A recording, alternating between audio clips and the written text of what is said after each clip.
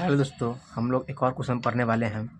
यदि किसी एपी का तीसरा पद और नवा पद क्रम से 4 और -8 है तो इस एपी का कौन सा पद शून्य होगा। क्वेश्चन में दिया गया है तीसरा पद को हम लोग टी एन से चूज करते हैं।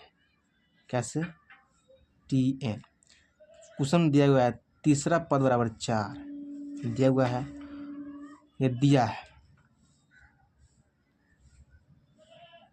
है तीसरा पद बराबर 4 दिया हुआ है। ठीक, क्वेश्चन दिया हुआ है तीसरा पद और नवा पद, तीसरा पद 4 और नवा पद -8 दिया हुआ है।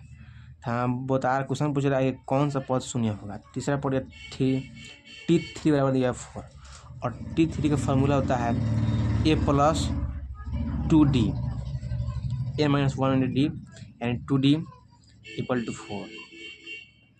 यहाँ से हम लोग a+2d बराबर 4 यहाँ पर हम लोग निकाल लिए। और फिर क्वेश्चन दिया हुआ है कि नवा पद यानी टी एन दिया हुआ है क्वेश्चन में -8। ठीक है, यानी T9 दिया हुआ है -8। तो T9 का फॉर्मूला होता है a+8d = -8। इसको मानते समीकरण 1 मानते हैं, इसको मानते समीकरण 2। समीकरण 1 एंड 2 -1 करते हैं। क्या करते हैं? समीकरण 2 -1 समीकरण 2 -1 से इसमें से इसको घटाएंगे तो ए में से a+8d -8 a+2d = 4। इसका चिन्ह में घटाएंगे तो ये पूरा कट जाएगा, इधर 6d आ जाएगा और इधर आ जाएगा -12, तो d का मान हो जाएगा -2। इस दोनों समीकरण से d का मान आ गया और d का मान समीकरण में 1 में रखेंगे तो a का मान आ जाएगा।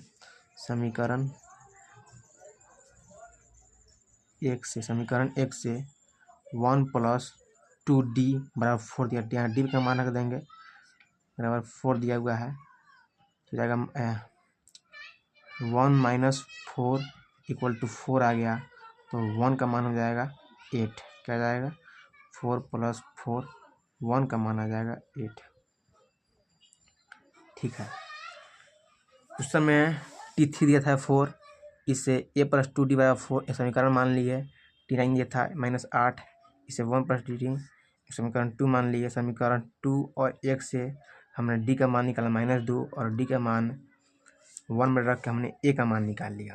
a और d का मान निकाल लिया और हमें क्वेश्चन कह रहा है कि कौन सा पद शून्य होगा।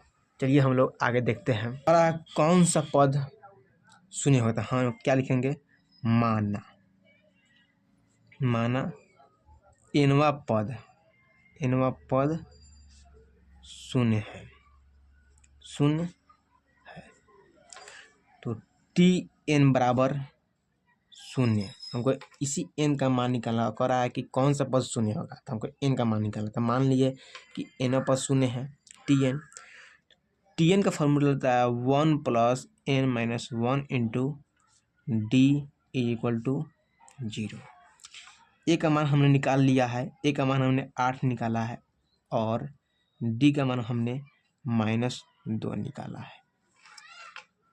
इससे हम लोग n - 1 और 8 इधर चलेगा -8 हो जाएगा, इधर n - 1 हो जाएगा -8/-2 बराबर हो जाएगा 4।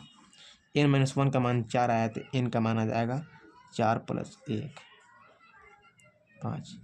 यानी हम कह सकते हैं कि 5वां पद क्या होगा? शून्य होगा।